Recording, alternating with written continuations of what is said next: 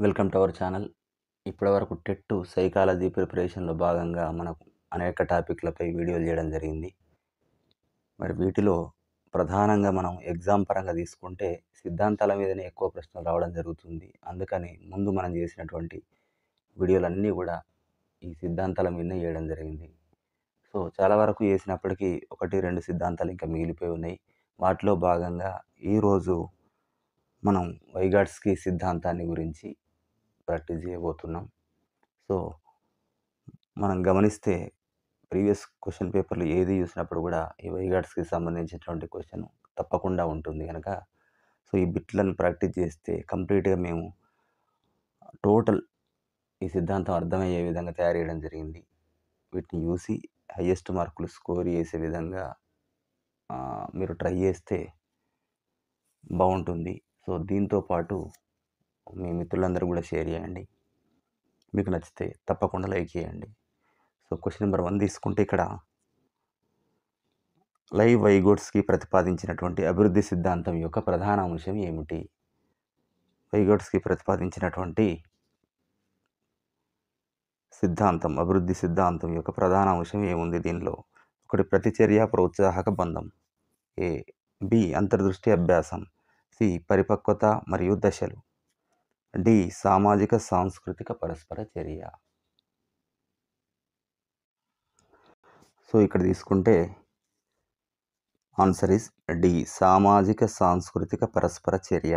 ఎందుకంటున్నామంటే ఈ వైగాట్స్కి సిద్ధాంతాన్ని మనం సామాజిక సాంస్కృతిక సిద్ధాంతం అంటాం. అంటే సోషియో కల్చరల్ థియరీ అని అంటాం. వైగోట్స్కి యొక్క సామాజిక సాంస్కృతిక సిద్ధాంతం.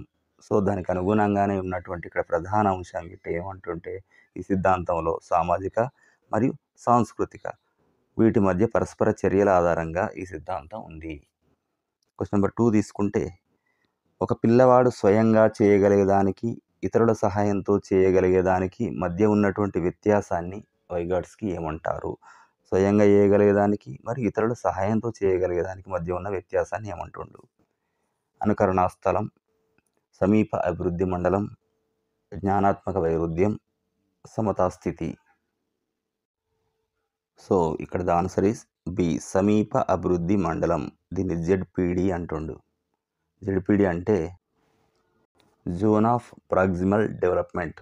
జోన్ ఆఫ్ ప్రాక్సిమల్ డెవలప్మెంట్ అంటారు. అంటే ఇది అభ్యాసకుడు స్వయంగా చేసేదానికి ఎంత సామర్థ్యం ఉన్నది, ఇతరులు సహాయం చేయగలిగితే ఎంత చేయగలుగుతాడు, దానికి దీనికి మధ్య ఉన్నటువంటి వ్యత్యాసాన్ని మనం జెడ్పీడీ అంటున్నాం. అంటే సొంతంగా చేసేటువంటి సామర్థ్యానికి మరియు ఇతరులు ఎవరైనా సహాయం చేస్తే చేసే సామర్థ్యానికి మధ్య ఉన్నటువంటి తేడా, పరిధి అంటున్నాం దీన్ని. సో, ఈ సిద్ధాంతాన్ని పూర్తిగా అర్థం చేసుకోవాలంటే ఈ జెడ్పీడీని అర్థం చేసుకోవాలి. ఇక్కడ ఏం జరుగుతుందంటే ఫర్ ఎగ్జాంపుల్ ఒక పిల్లవాడు 3 చక్రాల ఉన్నటువంటి ఒక 7 సంవత్సరాల పిల్లవాడు 3 చక్రాల ఆడుకునేటువంటి బండిని నడపగలుగుతాడు, బ్యాలెన్స్ చేయగలుగుతాడు. కానీ అదే 2 చక్రాలు ఉన్నటువంటి సైకిల్‌ని బ్యాలెన్స్ చేయడం కష్టం అవుతుంది. సో, ఇక్కడ ఒక పిల్లాడు స్వయంగా చేయగలిగే దానికంటే 3 చక్రాలు నడపగలిగేటువంటి, బ్యాలెన్స్ చేయగలిగేటువంటి సామర్థ్యం అతనికున్నది. మరి అతని తండ్రి సహాయం చేయడం ద్వారా ఏమవుతుంది? 2 చక్రాలు ఉన్నటువంటి సైకిల్‌ను కూడా దొక్కేంత సామర్థ్యం ఆయనకు లభిస్తుంది అన్నట్టు. సో, ఈ తర్వాత అభివృద్ధి చెందేదానికి ఆయన నైపుణ్యం, మొదట ఈయనకున్న శక్తి సామర్థ్యాలకు ఈ మధ్య ఉన్నటువంటి గ్యాప్‌ని దీన్నే ఈ పరిధినే జెడ్పీడీ అంటారు సింపుల్‌గా చెప్పాలంటే. సో, క్వెషన్ నెంబర్ 3 అభ్యాసకుడికి తాత్కాలికంగా సహాయాన్ని అందించి తర్వాత దాన్ని క్రమంగా తొలగించడాన్ని వైగాట్స్కి సిద్ధాంతంలో ఏమంటారు? అభ్యాసకుడికి తాత్కాలికంగా సహాయం అందిస్తాం, తర్వాత దాన్ని క్రమంగా తొలగించడం జరుగుతుంది. సో, ఆ సహాయాన్ని ఏమంటారు? ఏ. బలపరచడం, బి. నిర్దేశిత అనుకరణ, సి. Scaffolding, D. శిక్షణ. So, C is the right answer, scaffolding. మరి ఇక్కడ ఈ స్కాఫోల్డింగ్ అంటే ఏమిటి? మరి స్కాఫోల్డింగ్ అంటే ఏమంటున్నాం? ఇంతకుముందు చెప్పుకున్నటువంటి జెడ్పీడీ లోపల మనం అందించేటువంటి తాత్కాలిక సహాయం. అంటే ఇక్కడ మనం చెప్పుకున్న ఎగ్జాంపుల్‌లో పిల్లవాడి తండ్రి అందించేటువంటి తాత్కాలిక సహాయాన్ని మనం స్కాఫోల్డింగ్ అంటారు. ఎప్పుడైతే పిల్లవాడు మెల్లమెల్లగా నేర్చుకుంటాడో కొద్ది దూరం వెళ్ళిన తర్వాత తండ్రి చేతులు తనిస్తున్నటువంటి సపోర్ట్‌ను వదిలిపెట్టి పిల్లవానికి సైకిల్ తొక్కడం నేర్చుకోవడానికి సహకరిస్తాడు. అంటే క్రమంగా ఈ పట్టుకోవడం అనేది తగ్గించి తాత్కాలికంగా ఇప్పుడు ఆయన చేస్తున్నటువంటి సహాయాన్నే స్కాఫోల్డింగ్ అంటారిది. సో, క్వెషన్ నంబర్ 4 ఇక్కడ మనం ఏం తెలుసుకున్నాం? జెడిపిడి మరియు స్కాఫోల్డింగ్ గురించి తెలుసుకోవడం జరిగింది. దీంతో పాటు మరి వీటిని సాధించడానికి కొన్ని కల్చరల్ టూల్స్ అనేటివి ఉన్నాం. మనం వినే సిద్ధాంతాన్నే సామాజిక సాంస్కృతిక సిద్ధాంతం అంటున్నాం గనక ఇవి 2 ప్రధానమైనటువంటి అంశాలు. ఎవరిది? వైగోట్స్కీ సిద్ధాంతంలో సమాజం మరియు సంస్కృతి. సో, నెక్స్ట్ పోదాం. వైగోట్స్కీ ప్రకారం పిల్లల అభివృద్ధిలో ఎక్కువ జ్ఞానం ఉన్న వ్యక్తి ఎంకేఓ పాత్ర ఏమిటి అంటుండు. ఎక్కువ ఎంకేఓ అంటే ఏమన్నట్టు? ఎక్కువ జ్ఞానం ఉన్నటువంటి వ్యక్తి అంటారు. ఎక్కువ జ్ఞానం ఉన్నటువంటి వ్యక్తులు అంటే తల్లిదండ్రులు కావచ్చు, ఉపాధ్యాయులు కావచ్చు, తోటి మిత్రులు కావచ్చు. ఇతని కంటే ఎక్కువ నాలెడ్జ్ ఉన్నది. అది నైపుణ్యంలో గానీ, లేకపోతే ఆలోచనల్లో గానీ వాళ్ళను ఎంకేఓ అంటారు. మరి ఈ పిల్లవాని అభివృద్ధి లోపట ఈ ఎక్కువ జ్ఞానం ఉన్నటువంటి వ్యక్తి యొక్క పాత్ర ఏమిటి అంటారు. స్వయం అభ్యాసాన్ని పూర్తిగా ప్రోత్సహించడం, పిల్లల తప్పులను విమర్శించడం, శిశువు యొక్క శారీరక పెరుగుదలను పర్యవేక్షించడం, జెడిపిడి లోపల అభ్యాసకుడికి మార్గనిర్దేశనం చేసి స్కాఫోల్డింగ్ అందించడము. సో, మంచిగా గమనించండి. ఆన్సర్ కామెంట్ చేయండి. నేను ఇంతకుముందు చెప్పినటువంటి ఎగ్జాంపుల్ ఆధారంగా దీనికి ఆన్సర్ చేయండి. సో, ఇక్కడ ఎంకేఓ అంటే full form more knowledge knowledgeable others అంటున్నాం. అంటే ఎక్కువ జ్ఞానం ఉన్నటువంటి ఇతర వ్యక్తులు అన్నట్టు ఇక్కడ. సో, ఇక్కడ D is the right answer. ZPD లోపల అభ్యాసకుడికి మార్గనిర్దేశనం చేసి స్కాఫోల్డింగ్ అందించడం అంటుండు. ఇంతకుముందు చెప్పినట్టుగానే పిల్లవాడికి వాళ్ళ తండ్రి సహాయం చేయడం ఉంది. ఈ తండ్రి తాత్కాలికంగా చేసేటువంటి సహాయాన్ని స్కాఫోల్డింగ్ అంటారు. ఇది జెడిపిడి లోపల అంటే అతనికి ఉన్నటువంటి సామర్థ్యానికి మరి సహాయం చేయడం ద్వారా భవిష్యత్తులో నేర్చుకోబోయేటువంటి నైపుణ్యానికి మధ్య తేడా, ఆ పరిధిని జెడిపిడి అనడం జరుగుతుంది అని చెప్పినాం. సో, క్వెషన్ నెంబర్ 5 తీసుకుంటే వైగోట్స్కీ సిద్ధాంతం ప్రకారం అభిజ్ఞా అభివృద్ధికి అంటే సంజ్ఞానాత్మక అభివృద్ధికి అత్యంత ముఖ్యమైనటువంటి మానసిక సాధనం లేదా సైకలాజికల్ టూల్ ఏది అంటుండు. వైగోట్స్ సిద్ధాంతం ప్రకారం ఈ పిల్లవాని యొక్క అభివృద్ధికి అత్యంత ముఖ్యమైనటువంటి సైకలాజికల్ టూల్ మానసిక సాధనం ఏమిటి అంటుండు. మానసిక అన్నది గుర్తుపెట్టుకోండి. ఏ మోటార్ నైపుణ్యాలు, బి కంప్యూటర్, సి చూడడం, డి భాష. ఇది మానసిక అంటుండే కనుక ఆన్సర్ ఈస్ డి.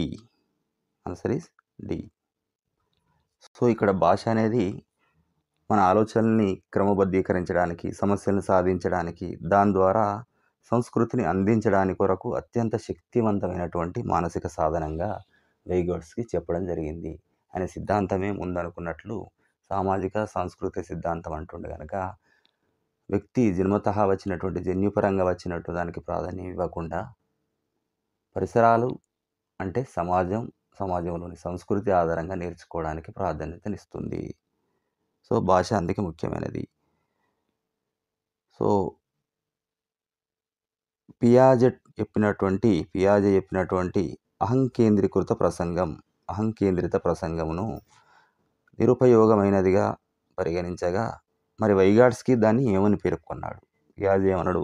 అహంకేంద్రీకృత ప్రసంగం, ఈగోసెంట్రిక్ స్పీచ్ను నిరుపయోగం అని చెప్పిండు ఆయన. మరి ఈయన ఏమన్నాడు చూద్దాం. దాన్ని సామాజిక ప్రసంగం, యాంత్రిక ప్రసంగం, వ్యక్తిగత ప్రసంగం, ఇది స్వీయ నియంత్రణకు ఉపయోగపడుతుంది, మరియు అంతర్గత ప్రసంగం. ఆన్సర్ కామెంట్ చేయండి.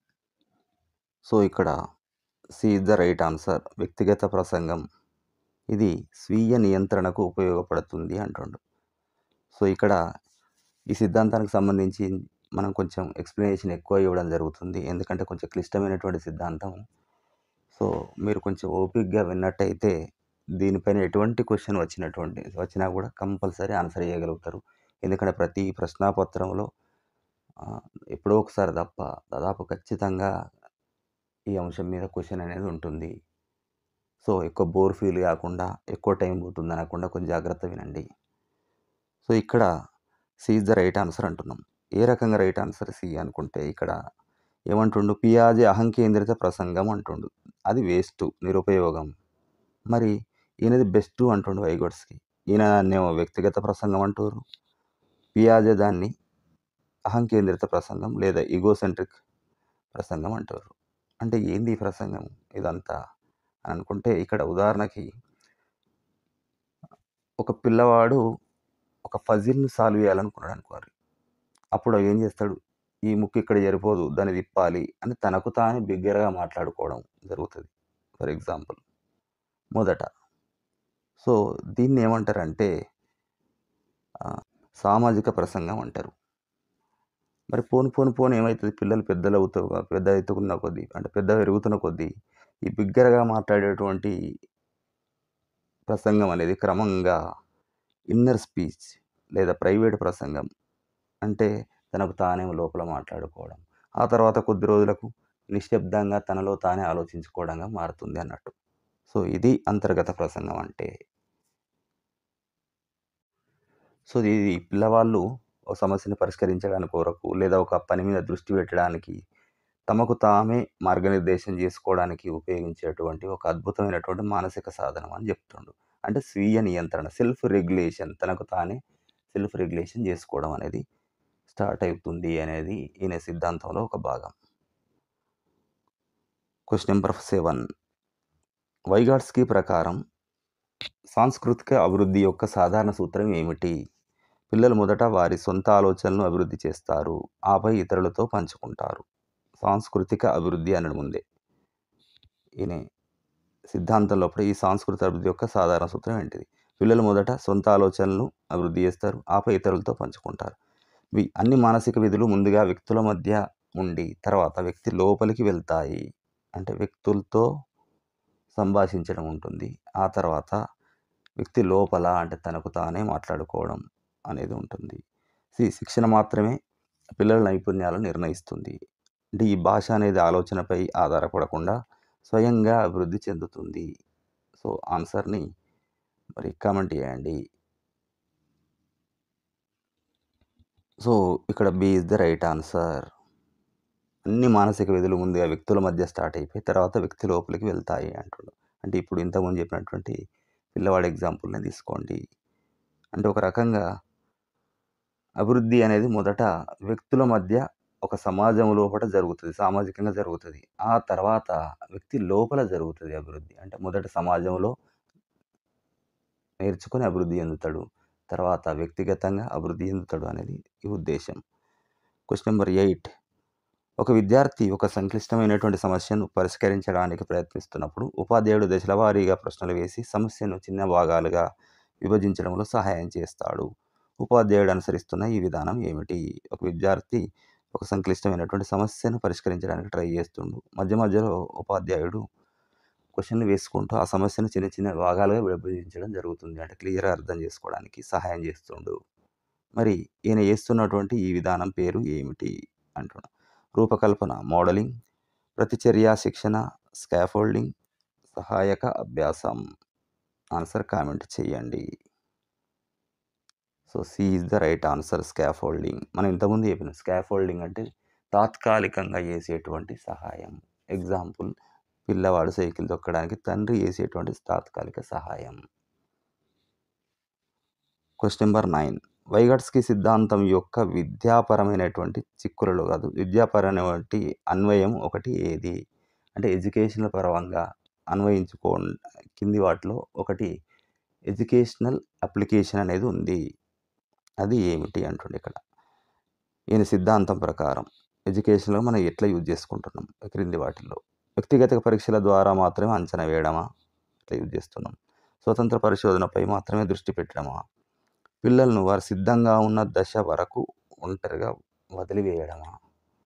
లేదా సహకార అభ్యాసం మరియు తోటివారి బోధనను ఉపయోగించడమా అంటుండు ఇక్కడ. మంచిగా గమనించండి. ఆన్సర్ కామెంట్ చేయండి. So, the answer is D. సహకార అభ్యాసం మరియు తోటివారి బోధనను ఉపయోగించాలి. ఎలా అంటే సహకార అభ్యాసం అనేది సామాజికంగా పరస్పర చర్యను ప్రోత్సహిస్తుంది. ఇదే గాకుండా ఈ జెడిపిడి పరిధి లోపలనే అభ్యాసానికి ఇది ముఖ్యం. Question number 10. ఒక పిల్లవాడు 7 సంవత్సరాల వయసులో తన చర్యలకు మార్గనిర్దేశం చేయడానికి ఉపయోగించేటువంటి వ్యక్తిగత ప్రసంగం క్రమంగా లోపలికి వెళ్ళిపోతుంది. దీన్ని ఏమని పిలుస్తారు అంటుండు. ఇంతకుముందు చెప్పినాం, ఒక 7 సంవత్సరాల పిల్లవాడు తను చేసేటువంటి పనులకు తనకు తానే సెల్ఫ్ కంట్రోల్,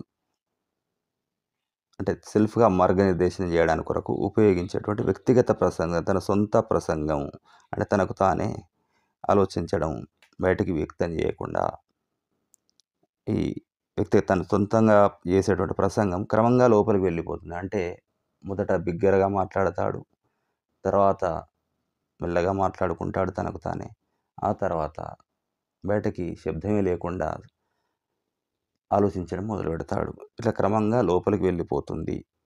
దీన్ని ఏమని పిలుస్తారు అన్నాడు. సామాజిక ప్రసంగం, అనుకరణ, శబ్దం, అంతర్గత ప్రసంగం. సో ఇది మీకు తెలుసు, ఆన్సర్ కామెంట్ చేయండి. సో ద ఆన్సర్ ఈజ్ అంతర్గత ప్రసంగం, ఇన్నర్ స్పీచ్. మనం ఇంతకుముందే అనుకున్నాం, ఇన్నర్ స్పీచ్ అంటే అంతర్గత ప్రసంగం అనేది వ్యక్తిగత ప్రసంగం లోపలికి వెళ్ళిపోతుంది. అంటే శబ్దరహితంగా కేవలం ఆలోచించడం మాత్రమే. ఆలోచన అనేటువంటిది ఒక ఉన్నతమైన రూపం. అంటే బిగ్గరగా మాట్లాడుతున్నటువంటి వ్యక్తి క్రమక్రమంగా తన లోపలికి వెళ్ళిపోతుంది ఆలోచన. అంటే బయటికి ఏమీ వినబడకుండా సొంతంగా ఆలోచించడం మొదలు పెడతాడు. ఇది ఒక రకమైనటువంటి అభివృద్ధి. Question number 11. వైగాట్స్కి దృష్టిలో ఆట యొక్క ప్రాముఖ్యత ఏమిటి? వైగాట్స్కి దృష్టిలో ఆట యొక్క ప్రాముఖ్యత ఏమిటి? ఇది కేవలం సమయాన్ని గడపడానికి ఉపయోగపడుతుంది. బి. ఈ పిల్లలకు కొత్త నియమాలను మరియు సామాజిక పాత్రలను అభ్యసించడానికి జడిపిడిని సృష్టిస్తుంది. ఈ పిల్లల శారీరక ఆరోగ్యాన్ని మాత్రమే మెరుగుపరుస్తుంది. ఇది కేవలం ఒత్తిడిని తగ్గించడానికి మాత్రమే ఉపయోగపడుతుంది. సో ఇక్కడ ఏమంటుండు, వైగాట్స్కి సిద్ధాంతంలో ఆయన దృష్టిలో ఆట అనే ప్రాముఖ్యత ఏంది అని అంటుండు. సో ఇక్కడ B is the right answer. B is the right answer. ఇది పిల్లలకు కొత్త నియమాలను తెలుపుతుంది, మరి సామాజిక పాత్రలను అభ్యసించడానికి జడిపిడిని సృష్టిస్తుంది అంటుండే ఇక్కడ. Question number 12. క్రింది వాటిలో ఏది వైగాట్స్కి అభిజ్ఞా సిద్ధాంతం లేదా సంజ్ఞానాత్మక సిద్ధాంతం యొక్క ప్రధాన లక్షణం? ఏ. జన్యుశాస్త్ర ప్రభావం, లేదా సంజ్ఞానాత్మక అభివృద్ధి సార్వత్రికమైనది మరియు సంస్కృతి స్వతంత్రమైనది. సి. పిల్లలు తమ అనుభవాల నుంచి మాత్రమే జ్ఞానాన్ని నిర్మించుకుంటారు. డి. ఆలోచన మరియు భాష వేరువేరు మూలాలను కలిగి ఉంటాయి, కానీ 2 సంవత్సరాల వయసులో కలిసిపోతాయి. సో ఇక్కడ D is the right answer. అంటే వైగాట్స్కి ప్రకారం ఆలోచన మరియు భాష 2 వేరువేరు మూలాలను కలిగి ఉంటాయి, కానీ 2 years వయసు లోపలనే అవి కలిసిపోతాయి, ఆలోచన మరియు భాష. Question number 13. వైగాట్స్కి ప్రకారం సాంస్కృతిక సాధనాలు మరియు సంజ్ఞామానాలు సైన్స్ యొక్క ప్రధాన విధి ఏమిటి? ఈయన సిద్ధాంతం ప్రకారం సాంస్కృతిక సాధనాలు మరియు సంజ్ఞామానాల యొక్క ప్రధాన విధి ఏమిటి? శిశువు దశలో మాత్రమే ఉపయోగించడం, వీటిని కేవలం కమ్యూనికేషన్ కోసం ఉపయోగిస్తున్నాం. మానసిక కార్యకలాపాలను మీడియేషన్ చేయడం మరియు నియంత్రించడం, మధ్యవర్తిత్వం చేయడం లేదా నియంత్రించడం మానసిక కార్యకలాపాలను. మరియు డి. మానవులను జంతువుల నుంచి వేరు చేయడంలో ఎలాంటి పాత్ర పోషించవు. ఆన్సర్ కామెంట్ చేయండి. సో ఇక్కడ C is the right answer. మానసిక కార్యకలాపాలు అనేటివి మధ్యవర్తిత్వం చేయడం మరియు నియంత్రించడం జరుగుతుంది. ఎలాగంటే భాష, సంఖ్యలు ఇట్లాంటివంటి వాటిని సాంస్కృతిక సాధనాలు అనడం జరుగుతుంది. ఇక్కడ ఇవి ఏం చేస్తాయి, మరి మన మానసిక కార్యకలాపాలని నియంత్రించడం చేస్తాయి, మరియు నియంత్రించడం లోపల మధ్యవర్తిత్వం కూడా చేయడం జరుగుతాయి, అంటే ఉపయోగపడతాయి. Question number 14. వైగాట్స్కి సిద్ధాంతం బోధనా పద్ధతుల్లో దేనికి అత్యధిక ప్రాధాన్యత ఇస్తుంది అంటుంది. బోధనా పద్ధతులలో దేనికి అత్యధిక ప్రాధాన్యం ఇస్తుంది?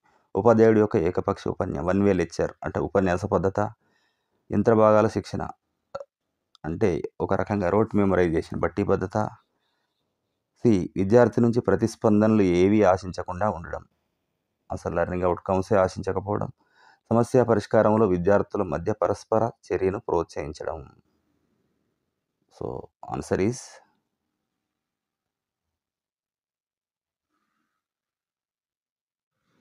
సో ఇక్కడ ఆన్సర్ ఈజ్ డి. సమస్య పరిష్కారం లోపల విద్యార్థుల మధ్య ఇంటరాక్షన్ అనేది, పరస్పర చర్య అనేది ఉండాలి. దాన్ని ప్రోత్సహిస్తుంది. అట్లాంటి బోధనా పద్ధతికి ఎక్కువ ప్రాధాన్యం ఇస్తుంది వైగాట్స్కి సిద్ధాంతం.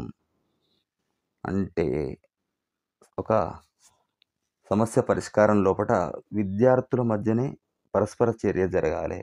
దానివల్లనే ఒక సామాజిక అభ్యాసం అనేది జరుగుతుంది అని తెలుపుతుంది. Question number 15. ఒక ఎక్కువ జ్ఞానం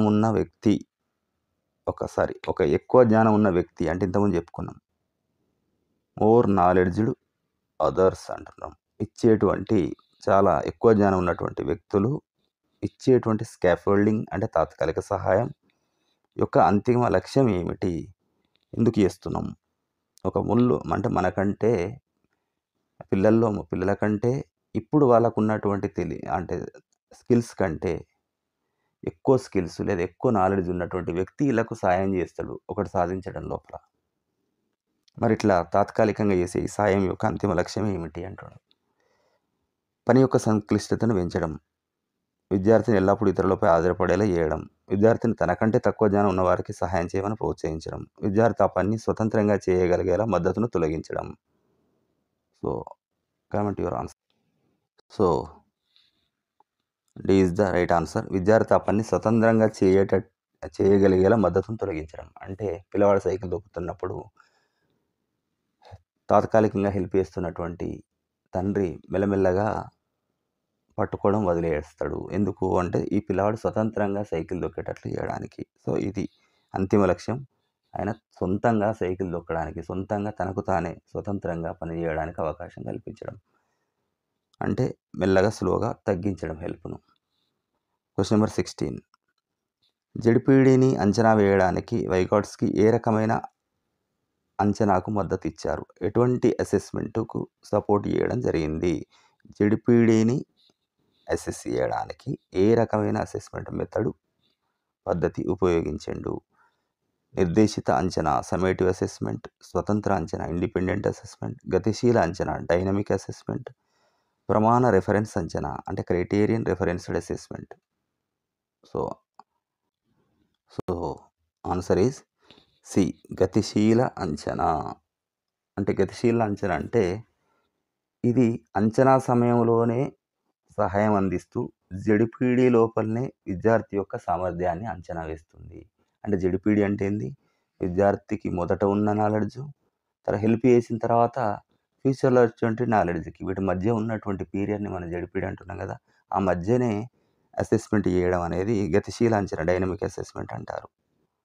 సో కొంచెం ఎక్స్ప్లెనేషన్ ఎక్కువ అవుతుంది అనుకుంటున్నా, కానీ ఇది అర్థం చేసుకోవడానికి మీకు ఉపయోగపడుతుందని అనుకుంటున్నా.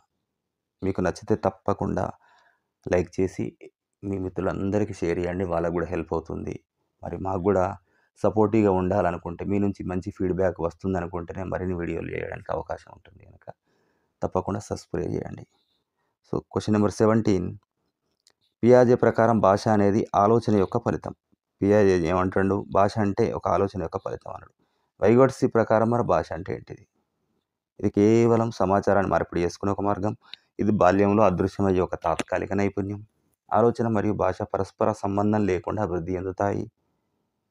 ఇది ఉన్నత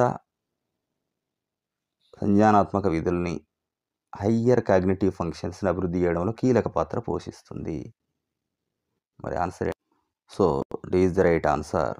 ఇక్కడ వైగాట్స్కీ ప్రకారం భాష అనేది ఉన్నత సంజ్ఞానాత్మక విధుల్ని అభివృద్ధి చేయడంలో అంటే నాలెడ్జ్ని పెంచడం లోపల కీలక పాత్ర పోషిస్తుంది.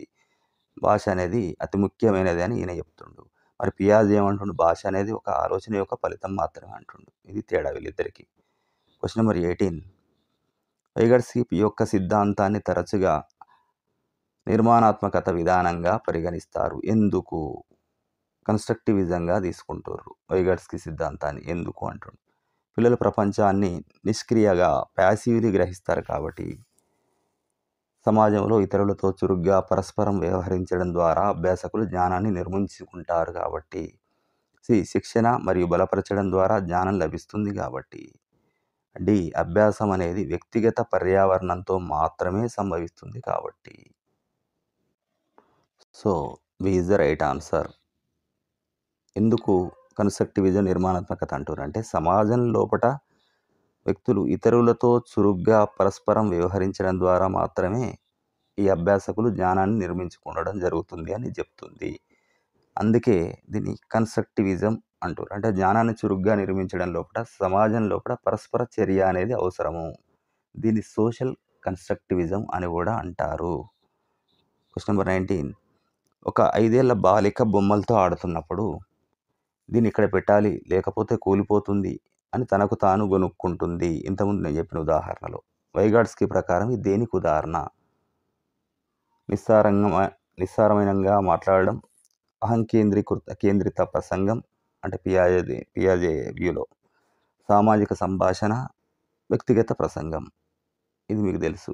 ఆన్సర్ కామెంట్ చేయండి. So D is the right answer. వ్యక్తిగత ప్రసంగం, ప్రైవేట్ స్పీచ్ అంటున్నాము. 5 ఏళ్ల బాలిక బొమ్మలతో ఆడుతున్నప్పుడు తనకు తాను గొనుక్కుంటుంది, ఇది ఇక్కడ పెట్టాలి లేకపోతే కూలిపోతుంది అని. మరి వైగాట్స్కి ప్రకారం దీన్ని ఏమంటారు? వ్యక్తిగత ప్రసంగం అంటారు. అంటే వ్యక్తిగత ప్రసంగానికి ఒక ఎగ్జాంపుల్ ఇవ్వడం జరిగింది ఇక్కడ. సో ఏమన్నట్టు ఇక్కడ పిల్లవాళ్ళు, ఒక అమ్మాయి బాలిక తన చర్యలకు మరియు తను చేసే పనికి తన లోపల ఉన్నటువంటి ఆలోచనలకు ఒక రకమైనటువంటి గైడెన్స్ అంటే మార్గనిర్దేశం చేసుకోవడానికి తనకు తానే మాట్లాడుకుంటుంది. దాన్నే వ్యక్తిగత ప్రసంగం అంటారు. అంటే మొదట పిల్లలు బిగ్గరగా మాట్లాడతారు బయట వ్యక్తులతోటి, తర్వాత ఈ గొనుక్కోవడం అనేది ఉంటుంది. ఆ తర్వాత అది కూడా తగ్గిపోయి మనసులోనే ఆలోచించుకోవడం జరుగుతుంది నిశ్శబ్దంగా. వైగాట్స్కి సిద్ధాంతం యొక్క క్రింది అంశాల్లో ఏది సహాయక అభ్యాసంను ప్రోత్సహిస్తుంది? సహాయక అభ్యాసం, అసిస్టెడ్ లెర్నింగ్ను ప్రోత్సహిస్తుంది క్రింది వాటిలల్లా. అభ్యాసకుడి యొక్క ప్రస్తుత అభివృద్ధి స్థాయి, యాక్చువల్ డెవలప్మెంట్ లెవెల్, ప్రస్తుత అభివృద్ధి స్థాయి, పరిపక్వత మరియు జన్యుశాస్త్రమా, నిర్మాణాల అనుసరణ, అప్లికేషన్ ఆఫ్ స్కీమాస్ అంటే మనకి పూర్వం ఉన్నటువంటి నాలెడ్జ్ లేదా నైపుణ్యం, వాటిని అనుసరించడమా, లేకపోతే స్కాఫోల్డింగ్ మరియు జెడిపీడియా అంటే తాత్కాలిక సహాయం లేదా జెడిపీడియా. మరి సహాయక అభ్యాసాన్ని దేన్ని ప్రోత్సహిస్తుంది అని అడుగుతుంది ఇక్కడ. So answer is D. మనకి ఇక వైగాట్స్కి అనగానే ఏమనాలి? Scaffolding, ZPD. బాగా గుర్తుపెట్టుకోండి ఈ పదాలని. వీటిని ఇదంటే స్కాఫోల్డింగ్ అంటే ఏంది, జెడిపీడి అంటే ఏంది, ఫుల్ ఫాము, వీటిని కూడా అడగడం జరుగుతుంది ఎగ్జామ్లో. సో ఇక్కడ స్కాఫోల్డింగ్, జెడిపీడి అనేవి మరి సహాయక అభ్యాసం యొక్క ప్రధాన భావనలు. స్కాఫోల్డింగ్ అంటే తాత్కాలిక సహాయం అంటున్నాం మనం. Question number 21. వైగాట్స్కి ప్రకారం ఉన్నత మానసిక విధులు ఏర్పడడానికి ముందుగా ఏ దశలో ఉంటాయి? ఉన్నత మానసిక విధులు, హయ్యర్ మెంటల్ ఫంక్షన్స్ ముందుగా ఏ దశలు ఉంటాయి? వ్యక్తి లోపల దశలన, జన్యుపరమైన దశలన, పియాజే యొక్క సంవేదనాచాలక దశలన, వ్యక్తుల మధ్య దశన, ఇంటర్ సైకలాజికల్ ప్లేనా? So the answer is D. వ్యక్తుల మధ్య దశ, ఇంటర్ సైకలాజికల్ ప్లేన్. అంటే ఉన్నత మానసిక విధులు అనేటివి మొదట వ్యక్తుల మధ్య అంటే ఇంటర్ సైకలాజికల్ ప్లేన్లో ఏర్పడతాయి అంటుండు. Question number 22. సామాజిక పరస్పర చర్య, దీన్ని సోషల్ ఇంటరాక్షన్ అంటాం మనం. అంటే సమాజంలో కూడా ఒకరితో ఒకరు పరస్పర చర్య జరగడం అన్నట్టు. అంటే భాషాపరంగా, సంస్కృతి పరంగా, ఆచారాల పరంగా, సాంప్రదాయాల పరంగా అనేది వైగాట్స్కి సిద్ధాంతంలో ఏ విధంగా పరిగణించబడుతుంది? ఈ పరస్పర చర్య, సోషల్ ఇంటరాక్షన్ అనేది అభివృద్ధికి కేవలం ఒక అదనపు కారకం అవుతుంది.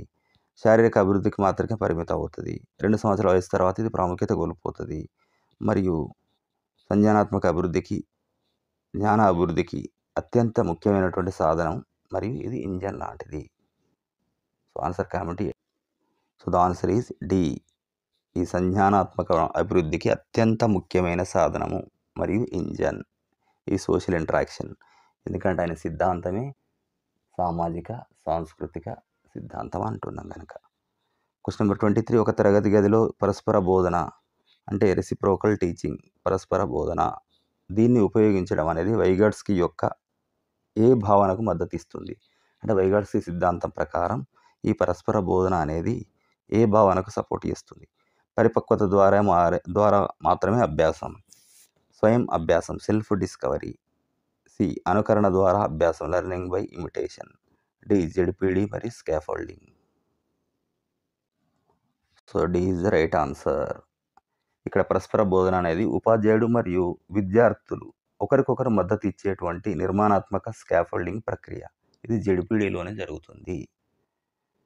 Question number 24. పిల్లలు తమ చుట్టూ ఉన్న ప్రపంచాన్ని అర్థం చేసుకోవడానికి, తమ సొంత ఆలోచనలను క్రమబద్ధీకరించడానికి ఉపయోగించేటువంటి సంస్కృతితో సృష్టించబడ్డ వ్యవస్థలను వైగోట్స్కి ఏమంటారు అంటుంది ఇక్కడ. పిల్లలు తమ చుట్టూ ఉన్న ప్రపంచాన్ని అర్థం చేసుకోవడానికి మరియు తమ సొంత ఆలోచనలను క్రమబద్ధీకరించడానికి ఉపయోగించేటువంటి ఎలాంటి అవి సంస్కృతిచే సృష్టించబడిన వ్యవస్థలు, వాటిని ఏమంటారు? జ్ఞానాత్మక దశలు, జీవ సాధనాలు, సంవేదనా ప్రక్రియలు, సాంస్కృతిక సాధనాలు లేదా మానసిక సాధనాలు, cultural tools or psychological tools.